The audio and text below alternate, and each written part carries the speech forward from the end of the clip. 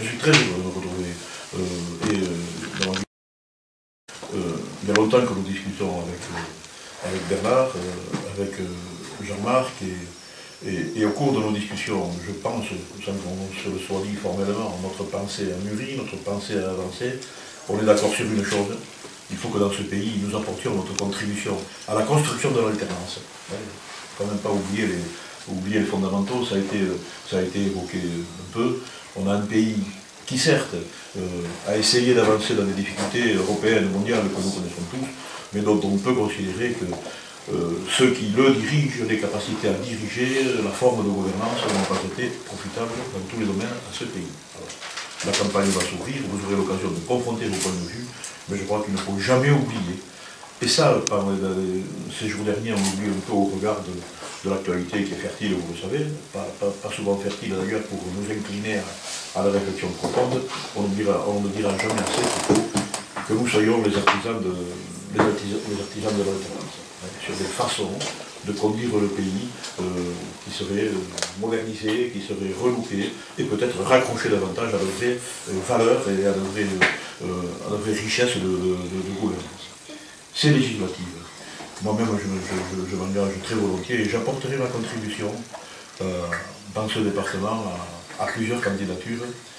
J'ai toujours mis dans ma vie en avant, plutôt que d'aller en permanence en soutien auprès de candidats dont les partis les ont désignés, qui ont eu la pulsion de...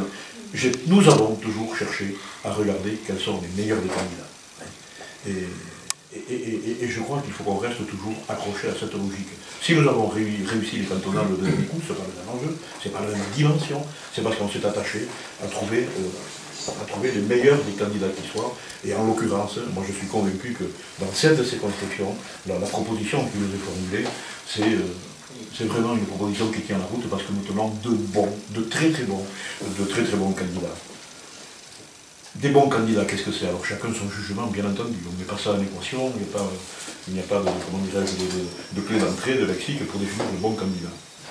Il ne faut jamais oublier que, beaucoup l'ont dit ici autour de la table, avec des accents vraiment de sincérité, il faut que les candidats aient de vraies valeurs. Les élections, de mon point de vue, où les carrières ne peuvent pas se profiler sur de la communication, sur de l'apparence, sur du talent oratoire, si tout ceci n'est pas sous-tendu par de vraies valeurs, de vraies convictions personnelles, mais étayées par du vécu, ça ne fonctionne pas. Ou en tout cas, c'est de l'artifice et ça ne peut pas durer. Et parmi les valeurs que nous avons toujours recherchées entre nous, sans même nous le dire, tu viens de le dire, c'est véritablement la valeur de l'enracinement à la terre, de l'enracinement au terroir. Moi, je ne connais pas d'expérience humaine, sportive, associative, qui réussisse sans qu'au bout du compte, il y ait une envie forte, une envie forcenée de faire gagner ses couleurs, de faire gagner son territoire. Et c'est pour cette raison que moi je suis très séduit par le ticket qui nous est proposé, les valeurs, pour chercher et trouver les bons candidats. Et que voulez-vous souvent, certains me démontrent le contraire, et je trouve que c'est d'une puérilité inimaginable, le bilan. Souvent on entend dire que les élections se passent, certes le bilan, on l'oublie, ça se passe sur la communication du moment, la rencontre du moment d'une société avec un homme. Moi, que voulez-vous? C'est ma façon de voir les choses, quand j'ai besoin de choisir, besoin de formuler un point de vue, je m'attache toujours à ce que les personnes qui sont en face de moi ont réalisé. C'est le meilleur des baromètres, c'est la meilleure façon de prendre la mesure de la qualité de l'engagement. Et c'est pour cette raison donc que je me sens très proche de ces candidats. Je vais y revenir. On est ici sur des circos particuliers. La carte, elle est un peu torturée, la carte, mais si on dit, Bernard et Jean-Marc, si on voulait vous tous, qu'elle est très marquée par le bassin de l'Arc, bien entendu, par les groupes industriels que vous connaissez bien, elle est très marquée par l'agriculture, bien entendu, et elle est très marquée par les nécessités toujours fortes d'aménagement du territoire et de défense de la ruralité. Donc, il nous faut dégager des candidats qui respirent tout ceci, qui sentent tout ceci, et dont on pense qu'ils ont, eux, les moyens de bien faire avancer ces trois problèmes qui ne sont pas limitatifs. Et donc, moi, je considère qu'ici, on a besoin d'hommes entrepreneurs. L'économie, elle est ce qu'elle est dans cette partie du département, très marquée par le bassin de l'Arc. Moi, je considère qu'on va rentrer dans une phase particulière, on y est déjà d'ailleurs, parce que les grands phénomènes des grands phénomènes sont en train de se passer. Le gisement est tari, les reconversions, certes, existent, ont été construites, tout n'est pas à jeter, mais il y aura forcément dans les années à venir un challenge terrible qui nécessitera un regard, un véritable regard de chef d'entreprise, mais de chef d'entreprise qui a du vécu, qui sait ce qu'est un compte de l'exploitation, parce qu'il en a la responsabilité, et qui sait comment on peut forger le développement. On aura besoin de candidats, on aura besoin de responsables entreprenants dans ce secteur. On aura besoin, moi j'étais très touché par les mots qui ont été dits, hein. C'est pour ça qu'on est bien ensemble d'ailleurs. Hein. On a besoin d'hommes qui à la fois sauront conjuguer les nécessités économiques et également le lien social qu'il faut cultiver et la solidarité sociale. Alors ça c'est un vaste challenge. Moi je suis centriste, et quand on est centriste on dit on fait toujours preuve d'humanisme, mais on a toujours le regard sur l'économie. Ce sont des mots qui sonnent bien dans nos oreilles. Il faut avoir le talent de conjuguer ces deux choses, les impératifs économiques.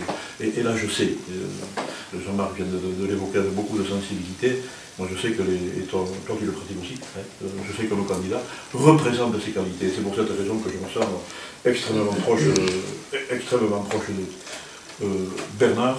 Nous connaissons depuis longtemps. Hein, vous connaissez notre carte d'identité, notre année de naissance. Je suis beaucoup plus jeune que lui, mais pas énormément quand même. 51 jours. C'est pas la même année, moi. Comme le Ricard. Ne nous obligez pas à nous cramponner à des petits détails, ça n'a rien à voir avec les capacités de gérer les choses. Et ça, je peux vous le dire. Moi, je connais des endormis de 30 ans et des très bons entrepreneurs. Et vous en connaissez autour de vous. Bernard, je le connais. Quand je parle de valeur, alors on est un peu issu du même moule. Hein. Si je dis JAC, si je dis CDJA, si je dis expérience commune ou tentative commune que nous avons montée sans un rond au départ et simplement sur de l'enthousiasme, lorsque je sais la volonté qu'il a de toujours continuer de chercher des solutions, de belles solutions sociétales, maintenant au département, ça va être des initiatives que j'ai prises, que nous partageons, que nous avançons, ça a été la superbe évolution de ce secteur. L'interprofession, le positionnement du chef-lieu de canton et des communes sur un tas de sujets qui viennent de les évoquer, chaque fois beaucoup d'innovation et de la capacité à réaliser, hein, c'est ça qui est assez exceptionnel. Je lui avais confié en début de mandature du département un dossier extrêmement confortable, les laboratoires.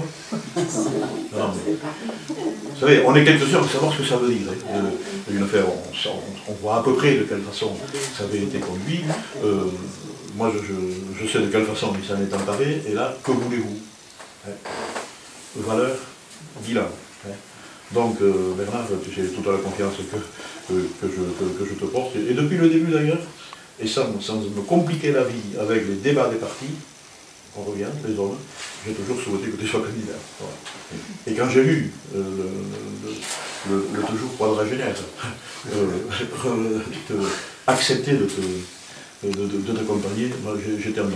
Et je vous dis, nous sommes connus, il y a beaucoup de temps qu'on se connaît, vous avez des responsabilités sur la commande, et je t'ai vu fonctionner au niveau du département. Que voulez-vous? Je ne sais pas ce qu'il faut dire pour qualifier, si j'en ai le droit, Jean-Marc Puissante, mais allier à la fois l'esprit d'entreprise, la modernité, le souci environnemental tel qu'il le porte, c'est véritablement un tour de force et qui véritablement est contemporain.